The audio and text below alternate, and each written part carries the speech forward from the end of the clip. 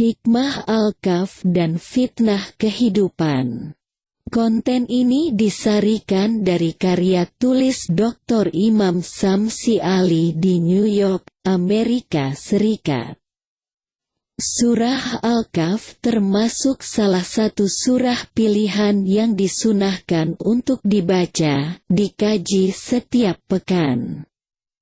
Membaca surah ini merupakan salah satu sunnah Rasulullah Shallallahu Alaihi Wasallam pada setiap hari Jumat, yaitu sejak terbenam matahari di Kamis malam hingga terbenam matahari di Jumat malam.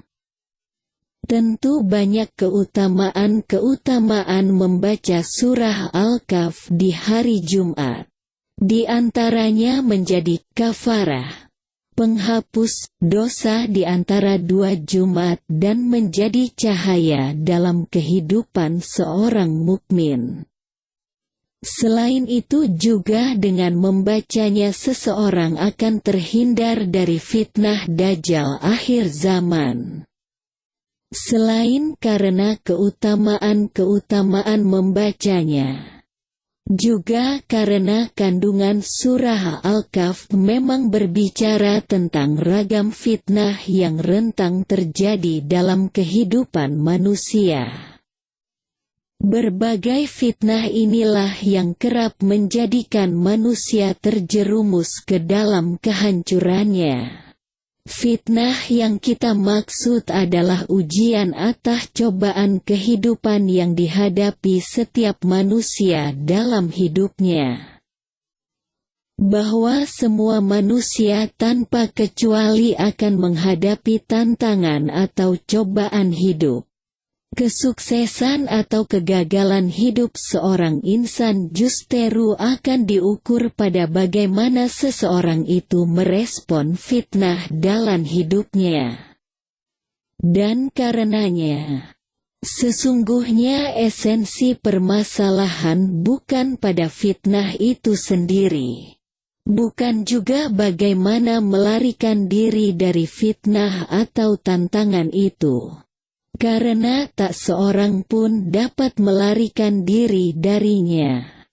Tapi lebih kepada bagaimana menghadapinya secara proporsional dan bijak sehingga keburukan akibat fitnah itu tidak saja bisa diminimalkan, diperkecil. Sebaliknya bahkan bagaimana fitnah atau tantangan itu dibalik menjadi sumber keberkahan. Realitanya memang hidup itu identik dengan fitnah, tantangan, cobaan. Itu ditegaskan oleh Al-Quran. Dialah Allah yang menciptakan kematian dan kehidupan untuk menguji siapa di antara kalian yang terbaik dalam karya, amalah. Al-Mulk ayat 1. Kata ayyukum ahsanu amala dimaknai sebagai how to respond to each form of challenge, atau bagaimana merespon kepada setiap bentuk fitnah atau tantangan, ujian kehidupan. Hidup adalah ujian. Yang berbeda atau berubah kemudian hanyalah format atau bentuk dari ujian itu. Fitnah atau ujian, tantangan itu sendiri menurut Al-Quran dalam dua wajah, khair atau syarr. Bisa berwajah nyaman dan cantik, tapi boleh juga berwajah jahat dan buruk. Tapi intinya keduanya adalah fitnah atau tantangan, ujian. Disinilah makna ahsanu amala tadi, yaitu bagaimana menyikapi fitnah atau ujian itu pada masing-masing wajahnya. Sebagai contoh saja, ketika Anda sehat dan kaya, apakah kesehatan dan kekayaan itu Anda syukuri dengan mempergunakannya di jalan kebaikan dan keridhaan Allah? Atau sebaliknya Anda kufur nikmat sehat dan kaya dengan keangkuhan seraya mempergunakannya di jalan yang salah dan mendatangkan kemurkaan Allah? Pilihan yang benar dalam menyikapi sebuah bentuk ujian atau keadaan hidup itulah sikap yang dikategorikan ahsana amala.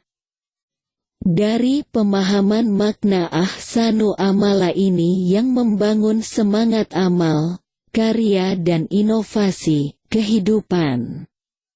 Ketika seorang mukmin berada pada posisi lower hand, unfortunate atau kurang beruntung, maka dia akan menyikapinya dengan sabar, patience.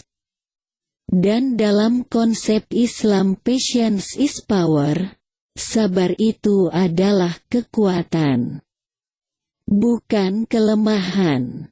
Apalagi frustrasi atau putus asa.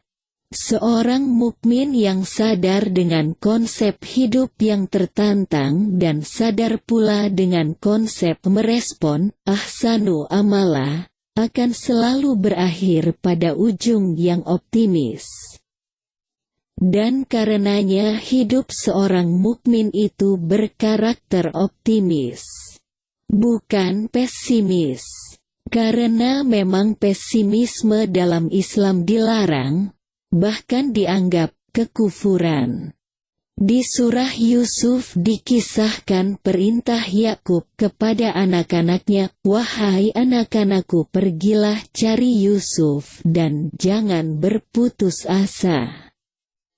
Sesungguhnya yang berputus asa hanya orang-orang yang kafir."